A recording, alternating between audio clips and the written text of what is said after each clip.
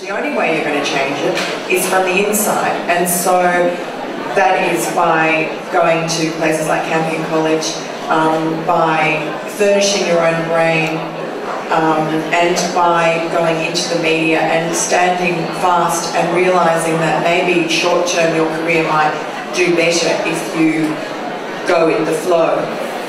But long-term you'll have more integrity and you'll be respected by the readers who are really the final arbiters, not your colleagues.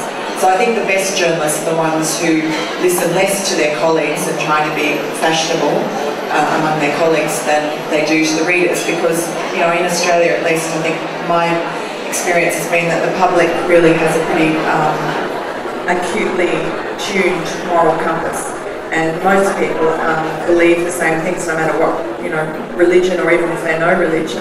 I think, you know, the vast majority of Australians are pretty sensible and pretty decent. Hi Miranda, I'd love your talk, very inspirational, thanks very much for that. I was just wondering if you have any faith for the intergenerational change of the younger politicians going into our two major parties, or do you believe there'll be a rise in neither political party because of the lack of cardinal virtues that you've talked about? Look, that's a really good question, and one I've just been thinking about lately, which is that it seems that all over the West, since really the baby boomer generation came to power, that there has been a real loss of confidence and a lack of leadership. And I think it's a generation. I really think that we're going to have a period of unrest and losing our way until your generation, I guess, Generation Y, comes to the fore, because they are you know, you guys are the ones who've borne the burden, you know, recently of, you're the ones who've been going to the battlefields of Iraq and Afghanistan. You're the ones who've grown up having had the sort of moral foundations of their culture trashed by the, you know, 60s social revolution.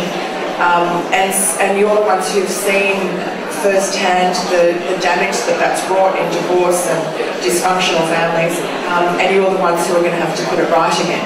And you know, I think Pope John Paul II saw great hope in your generation, and on university campuses, and you know, that was just the beginning and the beginning of it. And now World Youth Day is the flowering of your generation, really, and giving you a new moral purpose. And it's there's some American sociologists who talk about this turning of the wheel, and so Generation Y is, they say, is very similar to what was called the greatest generation, which was the generation that, you know, of the 1920s who went through, you know, depression and World War and so on, you know, grew up in the 1920s, and they had that great burden, but they rose to the challenge. They're now dying out, but they're what we think of as the sort of stoic old people who, you know, save electricity and so on. They were the original greenies.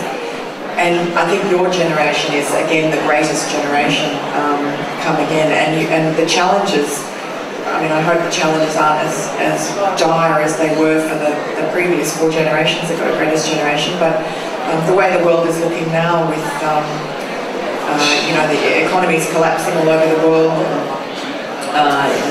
what's going on in the Middle East, it certainly does look like very uncertain times, and so I think the future will be in good hands with you guys, but you will certainly have challenges. Miranda? Sir? Oh, hi. Hi, Miranda. I follow your column quite regularly, and I was just wondering, the recent backlash you've copped from the way you've written about the perils of a fatherless society and the quite public persecution you've copped for it. I was just wondering how you personally stay strong in the face of such adversity in our society. Yeah, because it'll be pretty hard and you should be commended. I was just wondering how you stay so strong. Thank you.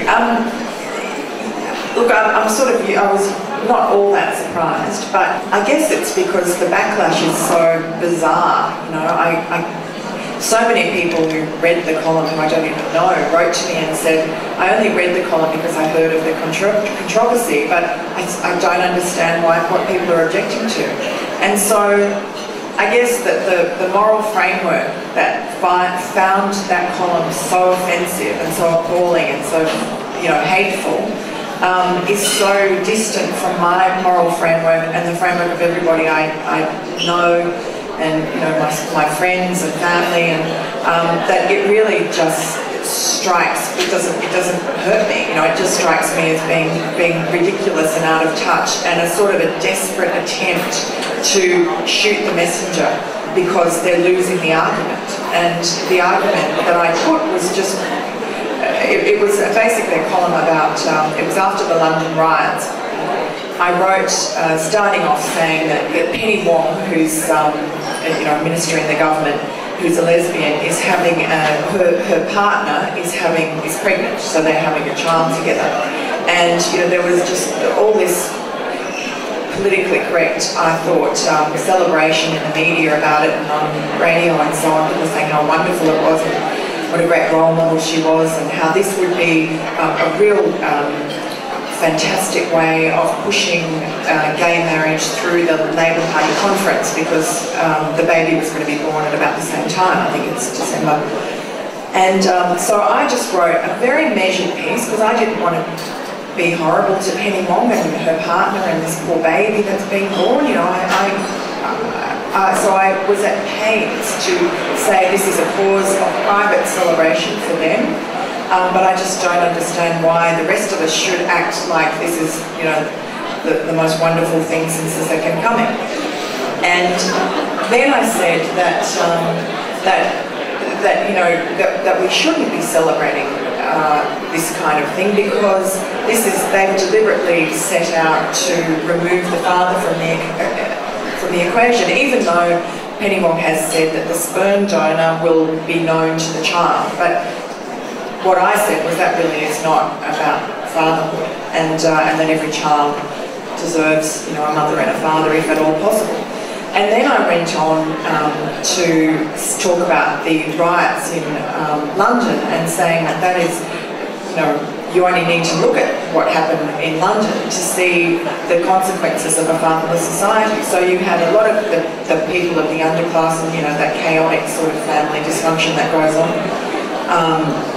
When mothers have multiple children and they're all on welfare, and it's just a disaster. Welfare state has taken over the role of the father, and this is not an original thought of mine. It's been talked about for a long time. And so this column which I thought unremarkable, was seized as a travesty, in that I had said that Penny Wong had caused the London riots. And people believed it, and even people who read the column were furious and apoplectic and said I was being homophobic and hate-mongering and so on.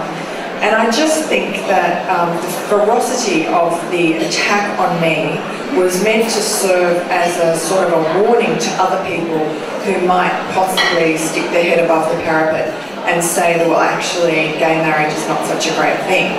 And while people who are strong in their faith will continue to say that, it really probably did work in that it will have scared off just the average Joe on the street who doesn't think that gay marriage is great, and if asked to vote secretly, in a referendum or something, would tick the no box. But if put on the spot in a public situation, would say, oh yeah, why shouldn't it happen? It doesn't hurt. So I think it was the reaction, and I wrote another column about the reaction, because I think the reaction was instructive too. And I didn't take it personally, because I knew that the attacks on me were all part of this sort of political game.